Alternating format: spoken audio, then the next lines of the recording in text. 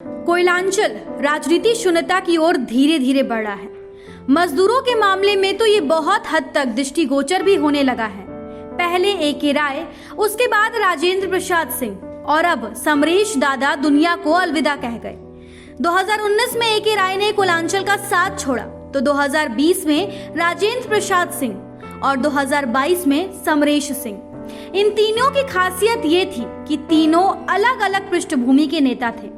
इनके ढंग और तरीके भी अलग अलग थे। कोयलांचल से लेकर इस्पात अंचल तक इनकी धमक थी। प्रशासनिक अधिकारी हो अथवा पुलिस अधिकारी हो या फिर भारत सरकार के लोक क्षेत्र प्रतिष्ठान के साहब, इनके नाम सुनते ही प्रयास करते ही समस्या का हल उनके पहुंचने से पहले कर दिया जाए। अधिकारी के दफ्तर में बैठकर मजदूरों की मांगों पर दबाव बनाना इन नेताओं को भली भांति आती थी। ए.के. राय वामपंथ की राजनीति करते थे। इनके दार्शनिक और चिंतक भी कहा जाता है। सांसद रहते हुए भी कोई बदलाव नहीं। उनकी विशेषता ये रही है कि उन्होंने खुद को मजदूरों के लिए समर्पित कर दिया, प्राण भी मजदूरों के बीच त्यागे। बिहार कोलियरी कामगार यूनियन का दफ्तर भी रायदा के आवाज से ही चलता था। कोयलांचल में कांग्रेस का बड़ा चेहरा राजेंद्र प्रसाद सिंह माने जाते थे।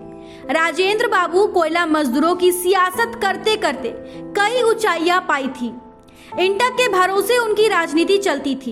इंटक के साथ साथ अविभाजित बिहार, उसके बाद झारखंड के कांग्रेस के कद्दावर नेताओं में उनकी गिनती होती थी।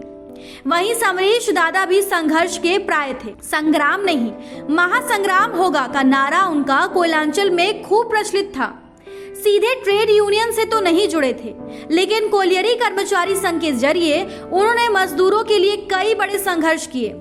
समरेश दादा का कोयला अधिकारियों में गजब का और भय और दहशत रहता था। मजदूरों के मुद्दे पर कोई समझौता नहीं करते। शहर के मुकाबले गांव और गरीबों से उनका अधिक जुड़ाव होता। समरेश सिंह के पूरे कोयलांचल में दखल थी। भाजपा छोड़ने के बाद उनकी राजनीति जीवन में उतार चढ़ाव भी आया, लेकिन मजदूरों के बीच उनकी लोकप्रियता हमेशा कायम रही।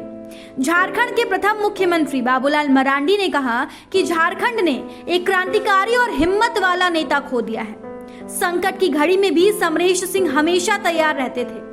किसी भी हालात में कभी विचलित नहीं हुए। कभी भी उन्होंने अपने उसूलों से समझौता नहीं किया। मजदूरों के लिए हमेशा संघर्ष को तैयार रहते थे। नेता बिल्ले ही होते,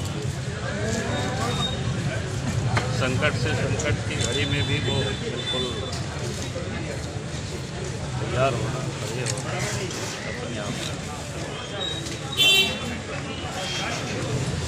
अद्वितीय का तो व्यक्तित्व के वो धनी रहे।